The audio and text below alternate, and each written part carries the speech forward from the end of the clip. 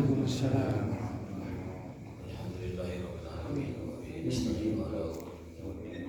Asyhadu an la ilaha illallah wahdahu la syarika lah wa asyhadu anna Muhammadan abduhu wa rasuluhu wa la nabiyya ba'dahu. Allahumma shalli wa sallim ala hadzal nabiyil karim sayyidil awwalin wal akhirin sayyidina syarifin al-mab'uts rahmatan lil alamin wa ala alihi wa sahbihi wa man sara ala nahjihi ila yaumiddin. Allahumma subhanaka la ilma lana illa ma 'allamtana wa 'allimna ma yanfa'una. Allahumma ahsin 'aqibatana fil umuri kulliha. Allahumma inna nas'aluka husnal khatimah. Allahumma inna nas'aluka husnal khatimah. Allahumma inna nas'aluka husnal khatimah. Amin ya rabbal alamin. Bapak sekalian yang dirahmati Allah Subhanahu wa taala. Alhamdulillah dapat kembali bermuajahah bertemu dalam majelis ilmu kita, dan insyaallah hari ini kita akan mengupas tentang sirah nabawiyah. Mohon maaf sebenarnya jadwalnya terbalik, harusnya Rabu itu sirah, Kamis itu adab, tapi sudah beberapa pertemuan gak ada yang ingatkan terbalik ya. Jadi sirahnya di Rabu dan adabnya di Kamis. Nah, insyaallah hari ini kita akan membahas tentang nama-nama Rasulullah Sallallahu Alaihi Wasallam. Semakin kita mengenal beliau, semakin kita tambah cinta kepada beliau dan tambah kita mengikuti sunnah beliau. Dan mudah-mudahan dengan mempelajari kehidupan beliau, mempelajari sirah beliau, Allah memberikan keberkahan kepada hidup kita. Amin ya rabbal alamin. Wa amma in ja'ala lahu min kulli wasfin min awsafihi ismun tajawazat asmahu al-mi'atain. Jika kita perhatikan, maka Rasulullah SAW sifat-sifat beliau itu jika kita hitung jumlahnya itu lebih dari 200 nama. Rasulullah itu memiliki 200 nama sekaligus sifatnya. Namun yang kita kenal dalam Al-Quran atau dalam hadis itu tidak sebanyak itu. Tapi kalau kita kumpulkan, kita telusuri, kita cari dari Al-Quran atau hadis Rasulullah SAW, maka kita akan menemukan bahwa beliau itu memiliki 200 nama juga mencakup sifatnya. Adapun nama yang paling dikenal oleh kita adalah yang pertama, kita akan beberapa sebutkan nama dan artinya, penjelasannya. Yang pertama adalah nama yang paling dikenal itu Muhammad. Muhammad ya. Dari kata bahasa Arab hamida yahmadu. Hamida yahmadu fahuwa Muhammad. Orang yang selalu dipuji, artinya orang terpuji. Orang yang terpuji. Idza kana katsiral khisali allati yuhmad 'alaiha. Jadi orang yang paling banyak dipuji dalam berbagai macam sifat-sifatnya. Kata Muhammad dalam bahasa Arab itu lebih memiliki nilai balaghah yang sangat kuat dibanding dengan Mahmud. Maf'ul dari kata hamida itu kalau yang biasa itu disebut Mahmud. Hamida yahmadu hamdan fahuwa hamidun wa dzaka mahmudun. Itu tasrif pada umumnya. Tetapi kata mahmudun atau mahmudan itu tidak sekuat kata Muhammad. Maka Nabi kita SAW diberi nama bukan Mahmud, tetapi Muhammad oleh sang kakek Abdul Muthalib, karena Abdul Muthalib tentu orang Arab yang fasih dan baligh. Baligh itu bukan baligh. Kalau baligh itu puber. Kalau baligh itu balaghah yang memiliki cita rasa sastra yang tinggi. Beda baligh dengan baligh. Kalau baligh itu sastrawan yang memiliki nilai balaghah bahasa. Tapi kalau baligh puber beger. Jadi benten antara baligh dengan baligh. Nah, kata Muhammad itu lebih baligh daripada kata Mahmud. Maka sang kakek menamai beliau bukan dengan isim maf'ul pada biasanya Mahmud, tetapi menggunakan isim maf'ulnya Muhammad, dan itu dalam bahasa Arab lebih tinggi nilai balaghah dan nilai kedalaman makna terpujinya daripada kata Mahmud. Biar kita kenal kenapa namanya Muhammad dan kenapa dinamain Muhammad. Selama ini kan hanya kenal begitu saja. Wa ma Muhammadun illa rasulun qad khalat min qablihi rusul. Ternyata dalam penamaan Muhammad itu ada nilai yang tinggi, yang dalam ya dari penamaan kata Muhammad. Artinya orang yang senantiasa terpuji. Kata Muhammad itu orang yang senantiasa terpuji. Kalau Mahmud itu terpuji juga, tapi tidak sekuat arti Muhammad. Yang kedua, Ahmad. Nama beliau yang kedua adalah Ahmad. Menggunakan isim tafdil dalam bahasa Arab. Kalau ada wazan af'alu dalam bahasa Arab itu bermakna tafdil. Artinya apa? Sangat atau paling atau superlatif. Ahmad, jadi orang yang sangat paling terpuji. Mustaqun aidan minal hamd. Itu juga berasal dari sumber kata yang sama, dari hamdu. Hamida yahmadu hamdan wa hamdun ay alhamdu. Itu berasal dari kata yang sama.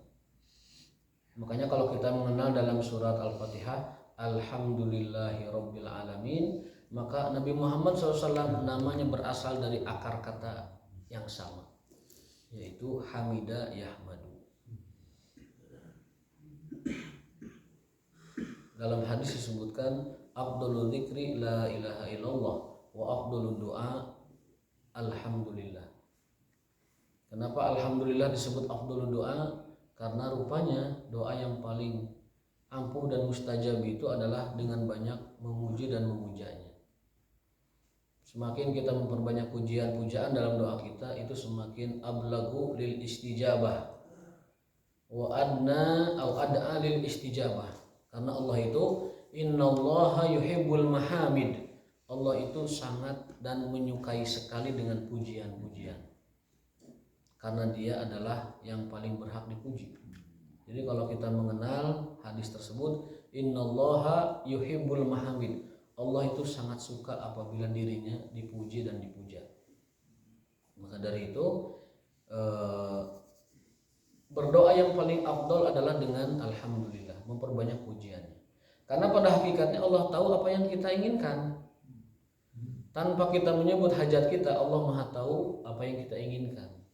Makanya memperbanyak pujian itu adalah lebih mantap dan lebih mengena untuk diistijabah. Adapun kita menyebut hajat kita itu hanya bentuk kefakiran dan kemiskinan kita, butuhnya kita, perlunya kita kepada Allah Subhanahu wa taala. Pada hakikatnya Allah Maha tahu apa hajat kita.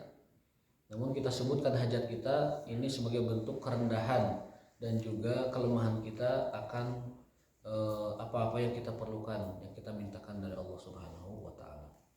Jadi nama yang kedua beliau adalah Ahmad. Paling terpuji dari kata Hamida Yahmad. Itu yang kedua ya, penjelasannya panjang. Nah, ini para ahli lughah, ahli bahasa mempertanyakan hal huwa bimakna fa'il atau maf'ul.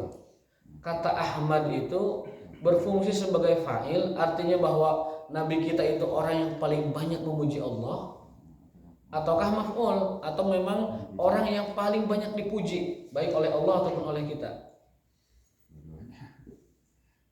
Nah, faqala ta'ifah huwa bimakna al-fa'il. Sebagian ulama mengatakan itu bermakna fa'il, artinya subjek, bahwa Nabi kita adalah orang yang paling banyak pujiannya kepada Allah. Orang yang paling banyak memuji Allah adalah Rasulullah. Tidak ada orang yang lebih banyak pujiannya dibanding Rasul kita Muhammad sallallahu alaihi wasallam.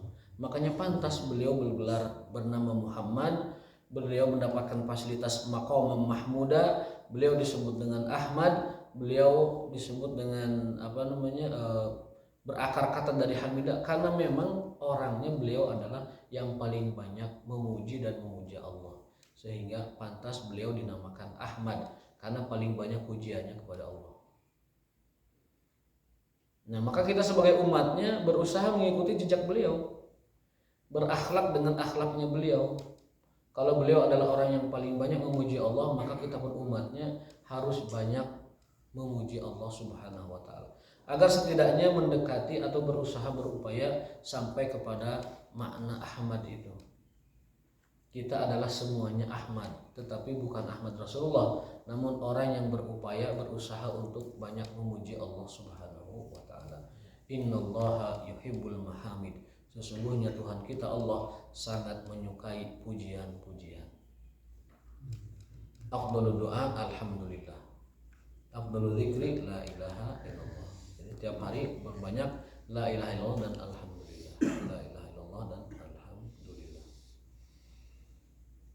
Alhamdulillah aksamin hamdihi ghairi lahu. Makanya para ulama mengatakan karena pujian Rasulullah kepada Allah itu adalah paling banyak dan lebih banyak daripada pujian siapapun yang ada di dunia ini.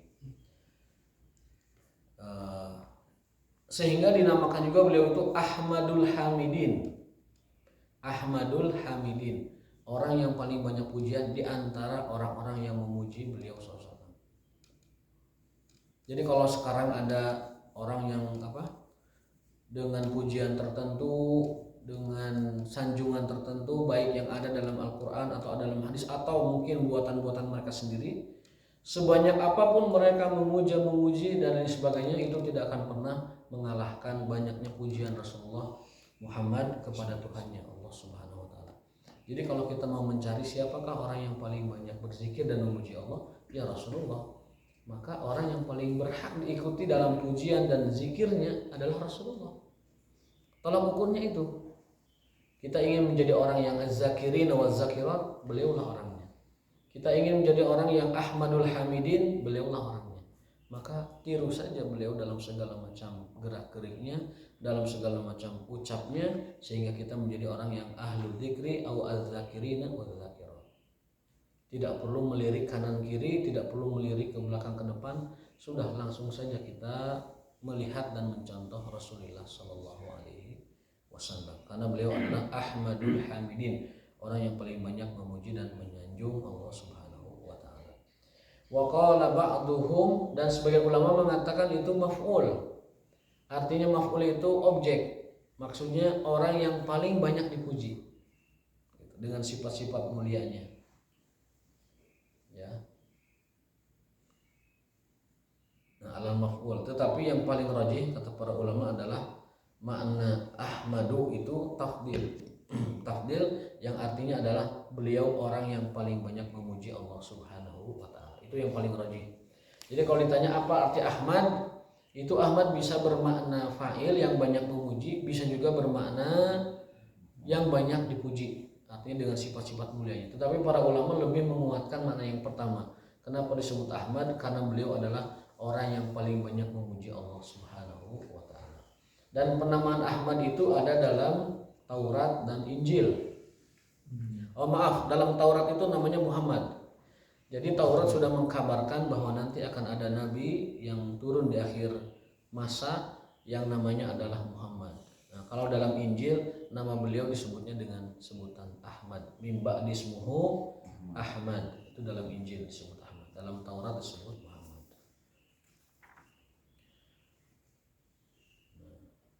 Berikutnya adalah nama-nama yang lain. Yang ketiga, nama beliau adalah Al-Mutawakkil, orang yang paling banyak berpasrah diri, tawakal kepada Allah Subhanahu wa taala. Jadi kalau kita bertanya siapakah orang yang paling banyak tawakalnya kepada Allah, ya beliau. Siapa orang yang paling banyak bersabar dan pasrah kepada Allah, ya beliau. Dan pertolongan Allah itu datang ketika para nabi tawakalnya sudah pada batas akhirnya.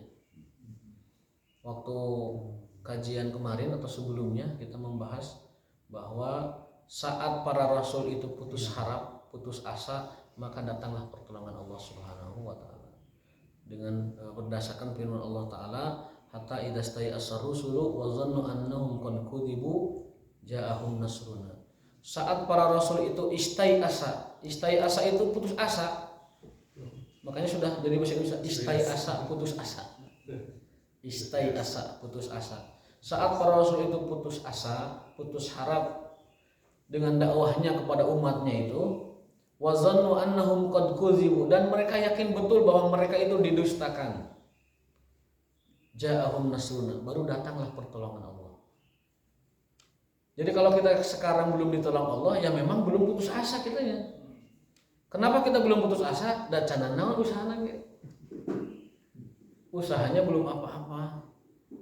Sudah mengharap pertolongan Allah. Rasul itu, pertolongan Allah itu datang saat mereka putus asa. Putus asanya Rasul tentunya bukan menyerah, tetapi sudah batas titik lelahnya dalam berdakwah. Nabi Nuh sampai digelo-gelokeun. Karena apa? Ngadamel kapal perahu di gunung tandus gurun. Teman cenah teu cager eta mah. Teu cager ngadamel perahu di tengah gurun pasir, tidak ada air, malah aya banjir. Mustahil aya air sampai ke situ. Digilo-gilokeun tiap hari, dalam keterangannya tiap hari setiap orang lewat itu tinggal itu tambah teu cager wae. Tapi Allah tetap menyuruh Nabi Nuh fokus, fasna'il fulka bi a'yunina wa wahyina. Fasna'il fulka bi a'yunina wa wahyina. Nuh, teruskan buat kapalnya dengan pengawasan kami dan atas wahyu kami. Buat saja. Bahkan setelah selesai katanya dijadikan jamban. Pokoknya kaumnya itu sudah benar-benar puncak merendahkannya kepada Nabi Nuh sudah luar biasa. Sampai Nabi Nuh itu berputus asa dan mengatakan dalam surat Qamar, anni maghlubun fantasir. Ya Allah, aku maghlub. Maghlub itu kalau bola mah eleh katanya. Persib lawan Persija, terus 2-0, Persijanya 2-0 gitu. Maka Persija itu maghlub, dikalahkan. Nah, Nabi Nuh itu sudah merasa seperti itu. Anni maghlubun fantasir. Ya Allah, aku benar-benar dikalahkan oleh mereka. Fantasir, maka tolonglah aku.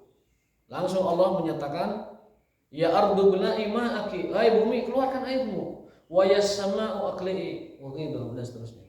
Hai bumi keluarkan airmu, wahai langit curahkan airmu. Akhirnya bertemulah air dari berbagai sumber dan terjadilah badai besar atau banjir besar yang menewaskan semua orang yang ada di zaman itu. Itu keputusasaan para rasul. Nabi Musa juga sudah putus asa, ke ayat tempat jalan kembali, tidak ada jalan keselamatan kecuali laut di hadapannya. Juga nabi-nabi yang lain, Nabi Ibrahim juga sama, diduruk 60 hari, dibelem 60 hari, kayunya didatangkan dari mana-mana, bea kayu seungeut deui, eta jika nanti tukang ngaduruk nanti tambah kayu jang, tambahkan kayu aja gitu. Sampai 60 hari. Ternyata setelah 60 hari masih cager, masih sehat, jag-jag waringkas karena apinya menjadi dingin.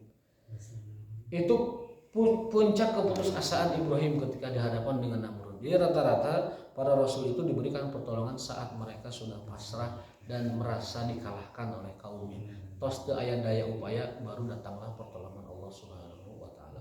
Nah, nama beliau Muhammad di antara namanya adalah Al-Mutawakkil, orang yang paling berpasrah diri, tawakal kepada Allah setelah berusaha berikhtiar semaksimal mungkin. Perang Ahzab itu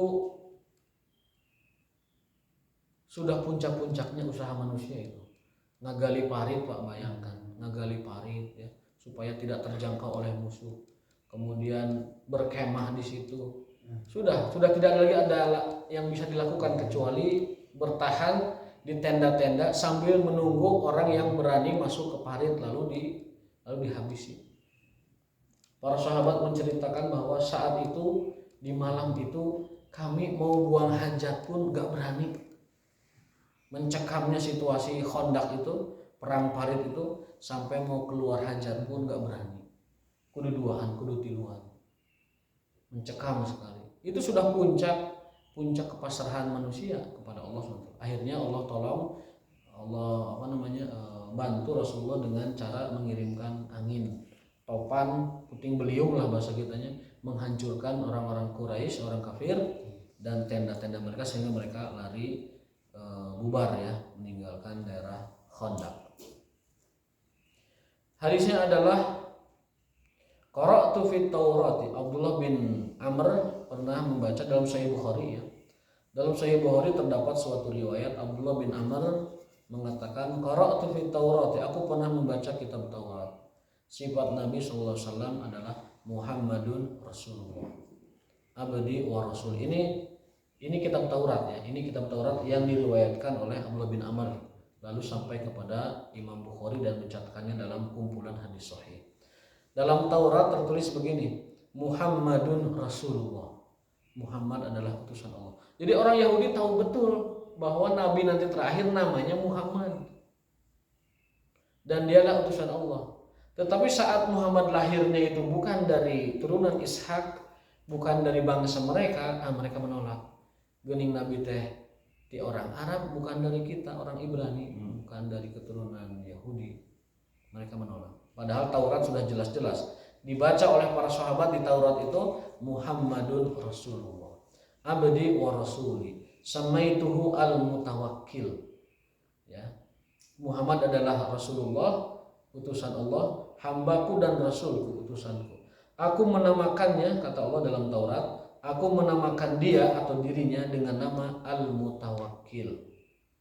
Laisa bifadhin, orangnya tidak kasar. Wala ghalid, orangnya tidak keras hati. Wala sakhabin fil aswaq, juga tidak orang yang suka teriak-teriak begitu di pasar-pasar, di tempat-tempat dagang ataupun di tempat-tempat lain. Jadi tegegorowokan, cecerewekan gitu.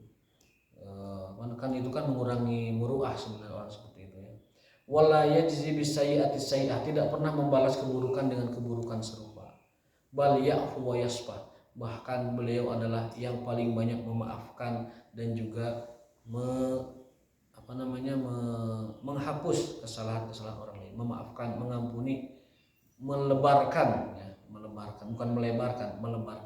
kesalahan orang lain. Ya'fu wa yasfah.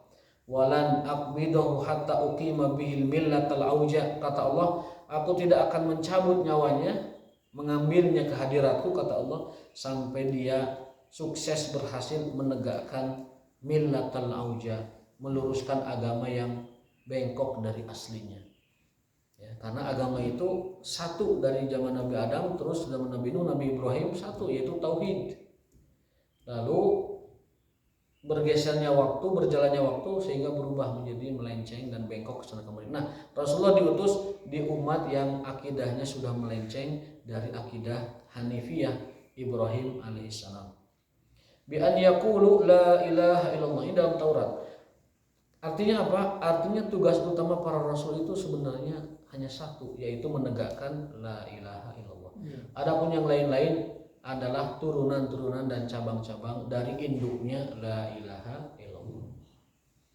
Akhlak, hukum, muamalah, kemudian lain-lain syariah itu hanyalah turunan dari puncak yang satu, yaitu la ilaha illallah. Makanya tauhid seluruh nabi adalah sama, syariat para nabi berbeda ya. Tauhid seluruh nabi sama, syariatnya yang beda-beda. Tauhid seluruh rasul sama, ibadahnya yang beda-beda. Jadi puncak dari segala macam penghambaan kita, ibadah kita hanyalah untuk memastikan la ilaha illallah. La ilahanya nafyun, peniadaan segala sesuatu selain Allah dalam hal yang khusus untuk Allah. Ilallahnya isbat, penetapan bahwa hanya Allah yang berhak atas semua itu. Itu namanya nafyun wa isbat. Karena rukun la ilaha illallah adalah dua, rukun nafyu dan rukun isbat. Satu, meniadakan yang selain Allah. Dua, menetapkan hanya Allah semata dalam hal-hal yang khusus baginya. Makanya tauhid tidak akan pernah benar selama di hatinya masih ada yang lain. Selama masih ada yang lain dalam hati kita, baik dalam tawakal, baik dalam doa, baik dalam harap, baik dalam kepercayaan, baik dalam pengorbanan, baik dalam berkurban, lain sebagainya lah, semuanya yang khusus memang untuk Allah, itu tauhid kita tidak akan pernah diterima la ilaha illallah selama masih ada yang lain. Makanya harus dua, hilangkan yang lain baru tetapkan Allah. Tidak tetapkan Allah tapi yang lain masih ikut, masih ada gitu. Allahnya dipercaya, tapi nu lain masih dipercaya juga. Itu tauhid kita, la ilaha illallah itu belum sempurna. Bahkan mungkin masih batal la ilaha illallah. Jadi harus dua. La ilaha illallah itu harus dua cara. Satu, meniadakan yang lain. Dua, menetapkan hanya Allah semata. Di kita banyak masyarakat yang mengucapkan la ilaha illallah tetapi masih percaya ke yang lain-lain. Waktu Irha ngobrol sareng Pak Haji Zainal, itu di masyarakat kita dulu kalau mau misalkan panen mau apa itu nanti susuguh kanu gaduh wengkon ya, mau bangun rumah ataupun mau itu masih banyak gitu. Tapi alhamdulillah bergesernya waktu hal itu hilang. Dan itu memang fakta, memang ada dulu seperti itu. Sekarang sudah berkurang. Entah berkurangnya karena memang sudah tidak laku yang seperti itu, ataukah memang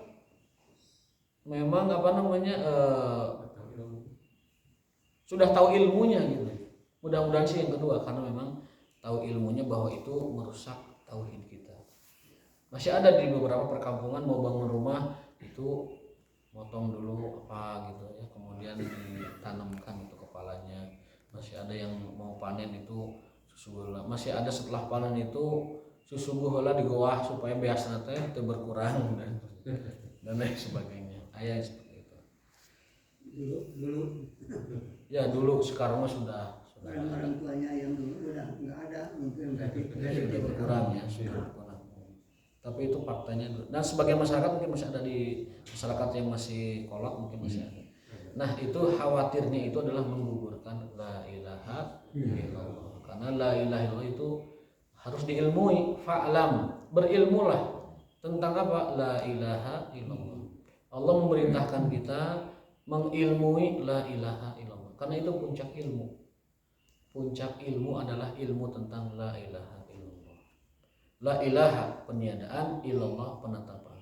Peniadaan kepada selainnya dan penetapan kepada dirinya. Wa huwa sallallahu alaihi wasallam ahaqqun nasi bihadzal isim. Karena beliau Muhammad adalah orang yang paling berhak dengan penamaan itu, Muhammad ya.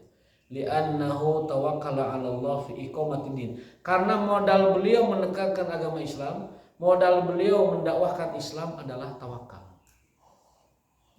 Jadi kalau ditanya apa modal Nabi Muhammad menegakkan agama Islam, memperjuangkan agama Islam sampai Islam sekarang berdiri tegak dan hampir lebih dari 1,5 miliar umat manusia beragama Islam, maka kalau ditanya apa modal Nabi kita, modalnya adalah tawakkala 'ala Allah.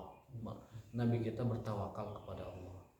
Beda dengan dakwahnya orang sekarang, tawakalnya kepada wasilah, tawakalnya kepada sarana. Kalau teu aya saranana, dakwah teh nya teu jalan. Bari dakwah kali itu teu aya mobilna cenah. Teu aya kendaraanna, teu jalan dakwah teh. Bari dakwah ka mana teu aya sarana teu jalan. Nah, Rasulullah SAW itu modalnya adalah tawakal. Ya berarti kalau tawakal maksimal dalam ikhtiarnya. Kalau tidak bisa ya sudah, tidak ditempuh. Kalau memang tidak bisa, tidak memaksakan diri, tetapi tawakalnya pada ikhtiar yang paling tinggi. Li'annahu tawakkala 'ala Allah fi iqamatid dini tawakkulan lam yusyrikhu fihi ghairu. Tawakal yang tidak dapat disaingi oleh siapapun. Berarti kalau ditanya siapakah manusia yang paling bertawakal kepada Allah? Orang yang paling tawakal kepada Allah adalah Nabi kita Muhammad sallallahu alaihi wasallam.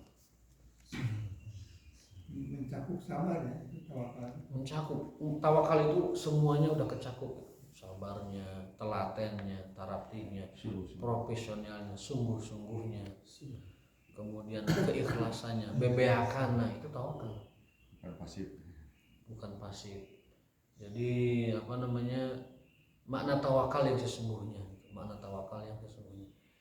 Kalau kita lihat hadis Nabi, arti tawakal itu sederhana sebenarnya.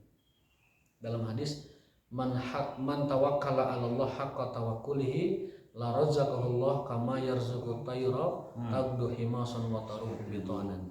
Kata Nabi, andaikan kalian bertawakal kepada Allah dengan sebenar-benarnya tawakal, maka pasti Allah akan memberikan rezeki kepada kalian, sebagaimana Allah memberikan rezeki kepada seekor burung yang berangkat pagi hari dengan perut kosong dan pulang sore hari dengan perut kenyang. Artinya tawakal itu perlu apa? Perlu usaha. Burung saja ingin makan tuh pergi pagi-pagi, pulang sore-sore. Makanya yang kerja itu pagi apa? Yang kerjanya berangkat pagi pulang sore, eta mirip juga manuk. Tapi itulah tawakal yang Rasul puji. Itulah bentuk tawakal yang dipuji oleh Rasul SAW. Andaikan kalian bertawakal kepada Allah, maka Allah pasti akan berikan rezeki. Seperti manuk yang berangkat pagi, lapar, pulang sore dengan perut kenyang. Nah itulah sebenar-benarnya mana tawakal. Artinya apa? Tawakal itu harus ada usahanya. Berangkat, subuh berangkat, pagi berangkat, bekerja mencari nafkah. Itulah tawakal. Tapi tawakal di tempatnya saja tidak akan ada yang datang membawa makanan kepada kita, sederhananya. Tapi tawakal harus diusahakan sebaik mungkin. Rasul contohkan itu seperti burung. Makanya burung itu dipuji oleh Rasul karena tawakalnya. Tawakalnya burung sederhana, berangkat pulang, berangkat pulang, itu udah tawakalnya burung itu. Nanti di tempat tujuan burung mencari makanan di sana. Duka pare batur, pare saha sikatnya kumana karena burung memang tidak mengenal hukum ya. Kalau manusia bedanya di sana, tidak boleh ngambil pare batur, cengek batur di cara kota, tidak boleh. Kalau burung kan memang hewan, tapi bentuk tawakalnya adalah berangkat pagi pulang sore. Itu adalah konsep bekerja yang digambarkan oleh Rasulullah SAW dalam rangka tawakal kepada Allah Subhanahu wa taala. Berikutnya adalah nama dari beliau adalah Al-Mahi. Oh sebentar, tawakal itu ada dua penyebutan. Ada tawakul, ada tawakal. Beda. Kalau tawakul itu pasrah tanpa usaha, tawakul namanya. Tapi kalau tawakul pakai tasdid itu kepasrahan dengan segenap usaha yang maksimal. Ada tawakul, ada tawakul. Ada tawakul, ada tawakul. Kalau waknya panjang itu pasrah tanpa usaha, tawakul. Tapi kalau tawakul pakai tasdid itu pasrah dengan usaha yang maksimal. Masdarnya ya. Kalau fi'il madinya tawakal dan tawakal. Masdarnya kan tawakul. Tawakal itu fi'il madi. Makanya hadisnya man tawakkala 'ala Allah. Barang siapa yang bertawakal kepada Allah dengan tasdid, sungguh-sungguh berarti tawakal itu dengan kesungguh-sungguhan. Pemahaman di kita banyak yang salah kaprah. Tawakal itu nggak sesuai pasrah ke usaha. Tawakal itu bukan tawakal, itu kepasrahan yang tidak mendasar. Ya, tawakal we orang mah kumaha Allah we orang mah. Itu khawatir justru jatuh kepada Jabariyah kalau begitu, tidak usaha tetapi hanya berpasrah pada takdir. Itu khawatir justru jatuh kepada Jabariyah. Akidah fatalistik, kumaha Allah we orang mah dawayang kumaha Allah. Itu adalah fatalistik.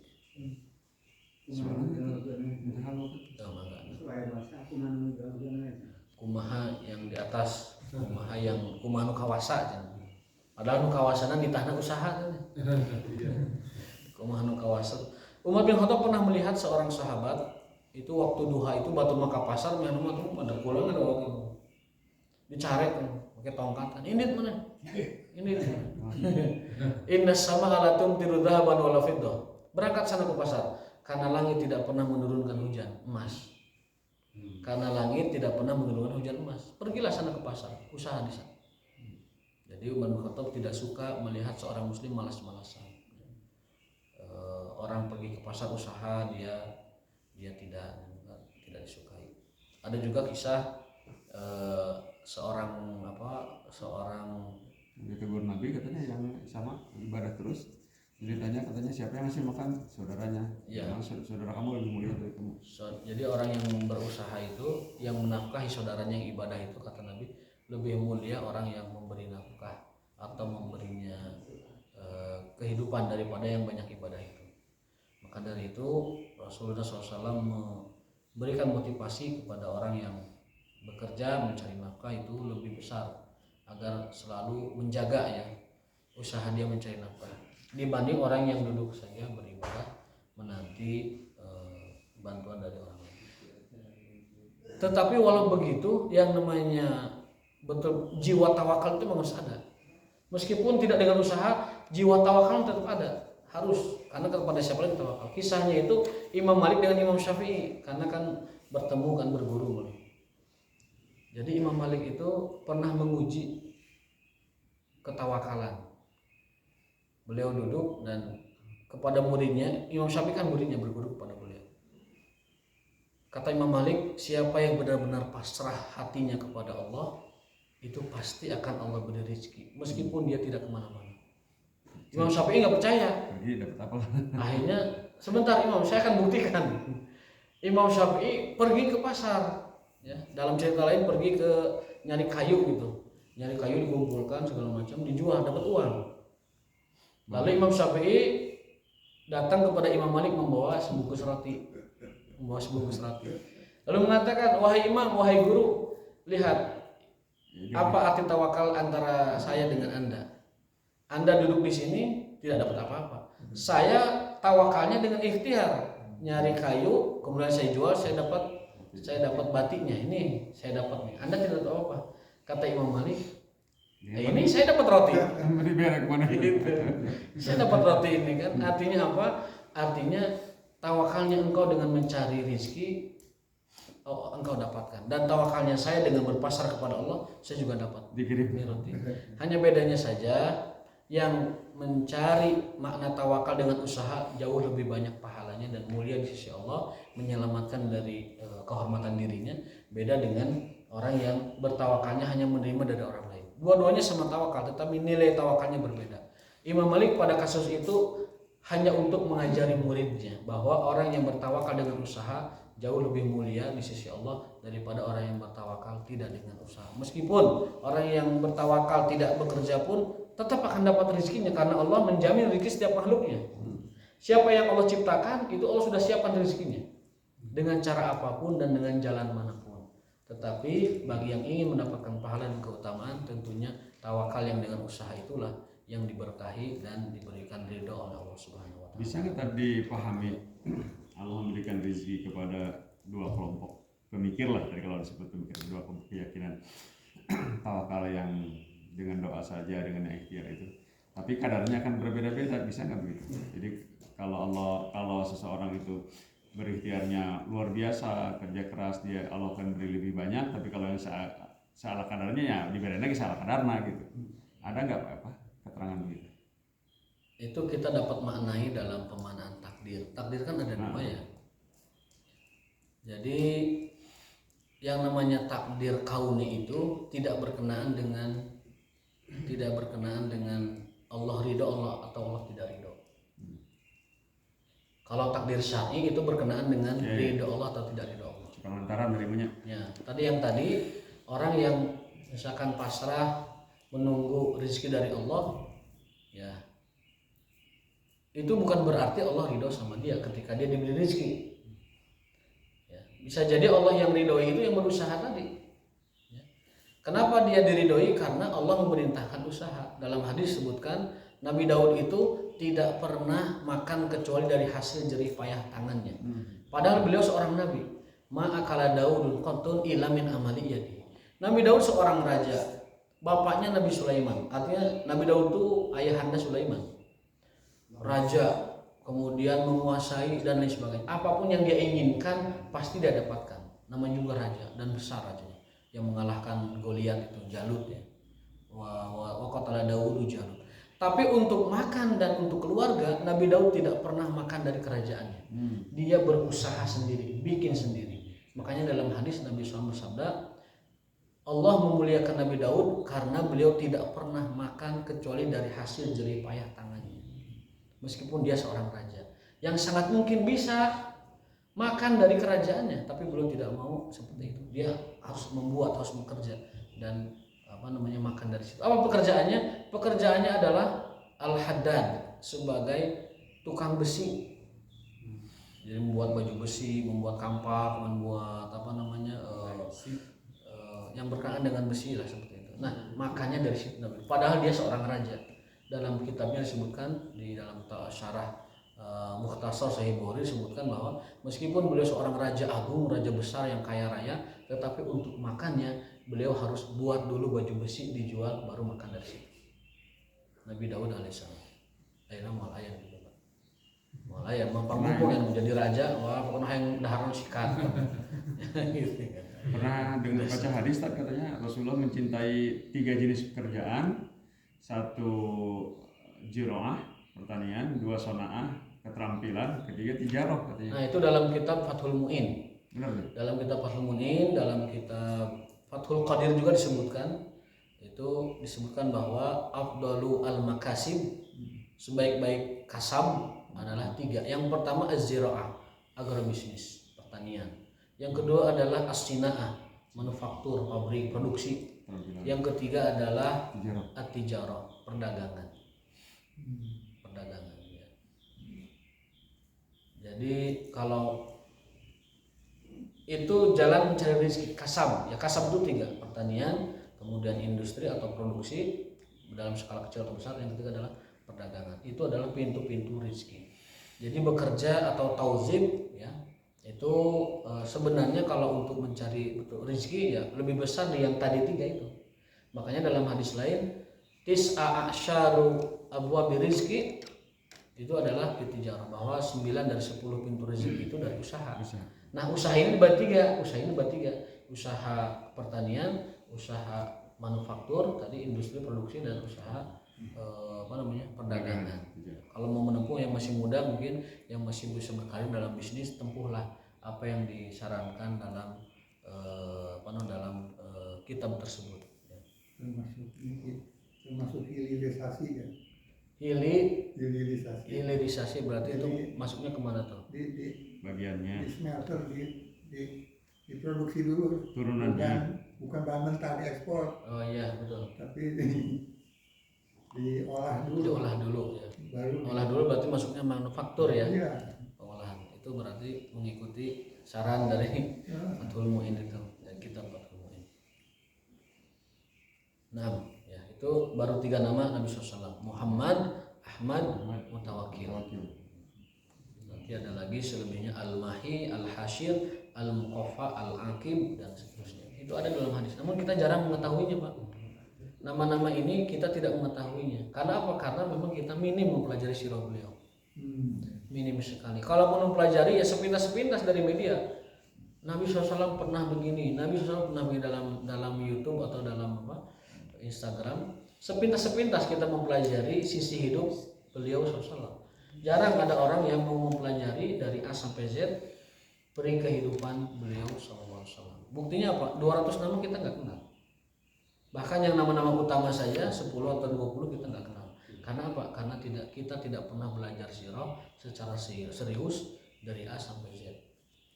Sehingga kemuliaan beliau tidak bisa kita ungkap secara sempurna karena kita tidak belajar secara utuh juga tentang kehidupan beliau sallallahu alaihi wasallam.